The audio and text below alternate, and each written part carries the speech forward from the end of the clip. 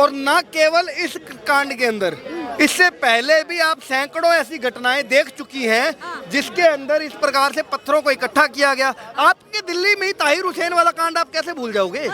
कैसे छत के ऊपर गुलेल से पत्थर इकट्ठे किए गए थे, गुलेलें लगाई गई थी, ठीक है। तो साजिश कौन करता है, किस प्रकार से होती है, ये पहले से ही सर्वज्ञात है। कमेटी गठित हो गई, संविधान कह रहा है सर्वे कराओ, तो ये नारे लगाने की जरूरत क्या थी कि मस्जिद थी, मस्जिद है, मस्जिद रहेगी।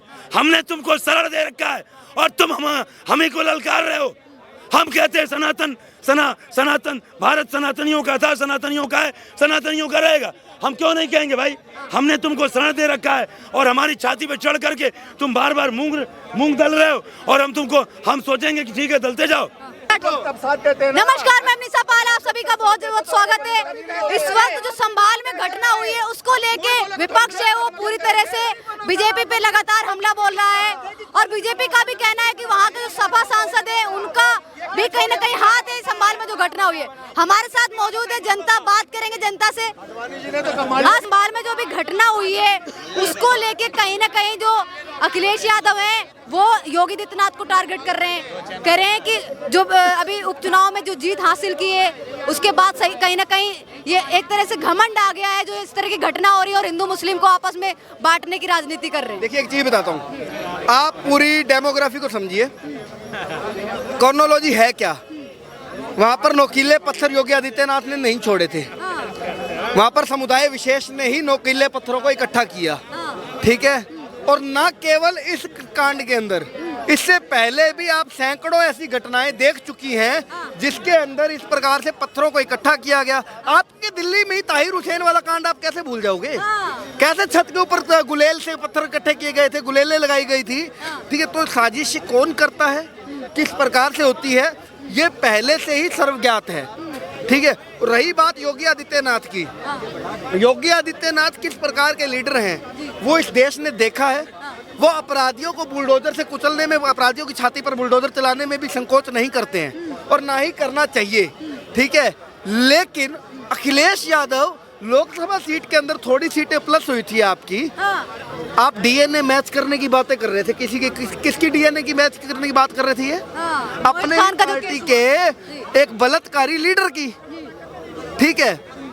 एक छोटी सी बच्ची के रेप के ऊपर ये डीएनए मैच करने की बात कर रहे थे, ठीक है। तो ये किस प्रकार की राजनीति करते हैं ये यहाँ से स्पष्ट हो जाता है। राहुल गांधी, अखिलेश यादव से या मैं यूँ कहूँ कि मुल्ला मुलायम के वंशजों से इस प्रकार की कोई भी उम्मीद करना मतलब कि खुद को धोखा देने के बराबर होगा किसी भी हिंदू के लिए कि वो परिवार कभी हिंदुओं का स्टैंड ले सकता है। क्षमा कीजिएगा, नहीं लेगा।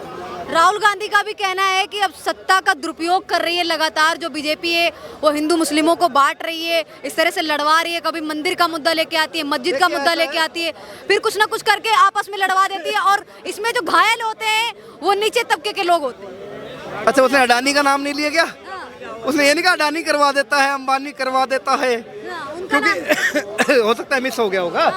देखो ऐसा है 89 चुनाव हारने के बाद में, कितने चुनाव, कितने 89 चुनाव हारने के बाद राहुल गांधी जी का या फिरोज खान के पोते का मानसिक संतुलन कैसा होगा आप भी समझ सकती हैं। तो आपको उनके लिए संवेदनाएं होनी चाहिए, उनकी कही हुई बातों को सीरियस ना लेकर के आपको, बल्कि अपने चैनल के माध्यम से अगर आपकी इतनी रीच है तो सोनिया गांधी जी से निवेदन करना चाहिए कि आप अपने पुत्र की मानसिक चिकित्सा करवाइए, उसको आवश्यकता है, सच में उसको आवश्यकता है। अखिलेश यादव वो ये भी कह रहे हैं वहाँ के जो सपा सांसद हैं, बर्ग नाम है उनका कोई हाथ नहीं, वो वहाँ पे मौजूद नहीं थे उस वक्त, जबकि कहीं ना कहीं बीजेपी है वो उनका नाम ले रही है, बार बार कह रही है कि उन्होंने भड़काया है। मैडम एक बात बताओ, अखिलेश यादव मोहित खान के लिए क्या कह रहा था कि डीएनए मैच करवा लो, वो तो नहीं था जी।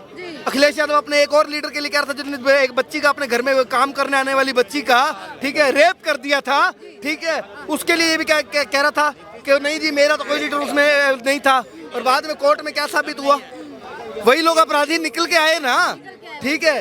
तो ऐसा है, अखिलेश जी का काम केवल और केवल आतंकवादी तत्वों को, मुंह पर कह रहा हूँ, टेररिज्म को, बलात्कारियों को, दंगाइयों को, इनको ही ये लोग डिफेंड करने का काम करते हैं, जो कि अब यूपी की जनता बहुत अच्छे से या भारत की जनता भी बहुत अच्छे से समझ चुकी है।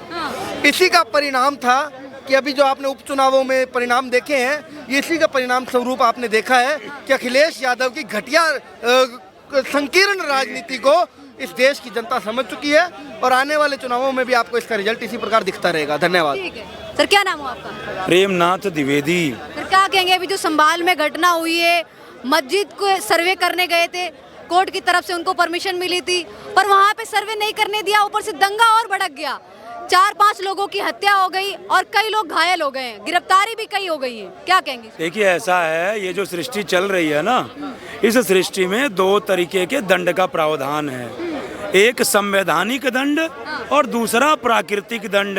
तो 5 लोग प्राकृतिक दंड संहिता के तहत चले गए, समझ रहे मेरी बात को? प्राकृतिक दंड संहिता के तहत 5 लोगों को दंड मिल गया, उनको जो है जन्नत नसीब हो गई, उनको 72 हूरे मिल गए। अच्छा। हाँ, और बाकी जो बचे खुचे लोग हैं उनको संवैधानिक दंड मिलने वाला है, उनको दंड संविधान देगा।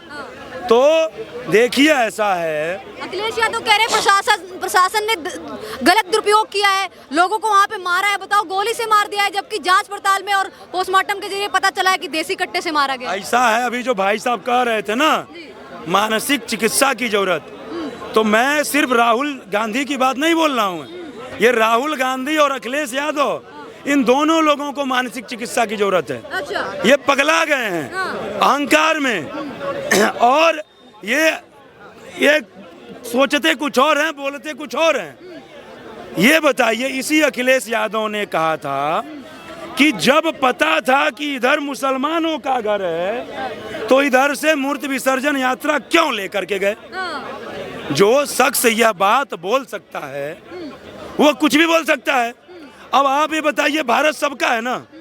वैसे तो 1947 में जब देश धर्म के आधार पे देश का बंटवारा हुआ था तो पाकिस्तान किसके लिए बना था? इस्लामिक देश के लिए, और भारत ये कहा गया था यहाँ हिंदू रहेंगे। फिर एक शर्त गांधी जी ने एक और उदारता दिखा दी कि नहीं कोई बात नहीं, जो हिंदू रहना चाहते हैं, जो मुसलमान रहना चाहते हैं रह लें। तब भी हम बहुसंख्यक थे और आज भी बहुसंख्यक हैं। तब भी चाहते तो जो है 2 दिन नहीं लगता तुम्हारा सफाई करने में, मतलब सफाया का मतलब तुमको पाकिस्तान भेजने में, और आज भी चाह लें तो अब 2 दिन नहीं, अब 2 घंटे नहीं लगेगा। लेकिन यह हमारी उदारता है कि हमने तुमको शरण दे रखा है, हम तुमको अपना भाई मानते हैं। तुम कहते हो कि हमसे भाईचारा निभाओ, अरे भाईचारा निभाते तभी तो भाईजान बोलते हैं, लेकिन तुमको हम भाईजान बोलते हैं और तुम हमारी माता को माता नहीं बोलते। गौ हमारी माता है और तुम उसका भक्षण करते हो और कहते हो कि हम तुम्हारे भाई हैं। भाई कौन होता है? जो एक माँ से जन्मा होता है, जिसकी माँ एक होती है। तो गौ हमारी माँ है और तुम हमारी माँ का माँ नहीं मान रहे हो, किस बात के तुम भाई जानो? सवाल ये भी उठता है, क्या योगी आदित्यनाथ का डर है वो खत्म हो गया? जो इस तरह से हर महीने में दंगों की घटनाएं हैं वो सामने आती रहती है। देखिए, डर तो खत्म नहीं हुआ है, लेकिन ऐसा है कि ये जो हुआ है, ये जो विपक्षी ताकतें हैं उनकी हताशा का ये कारण है। तो जब देखिए, जब रावण एक एक जो है उसके महारथी मारे जाते गए तो उसकी जो माया जाल वो छल करते और जो है वो करते गया। तो ये एक एक करके अभी युद्ध खत्म थोड़ा हुआ है, अभी बहुत सारी ऐसी ताकतें हैं जिनको नेस्तनाबूद करना है।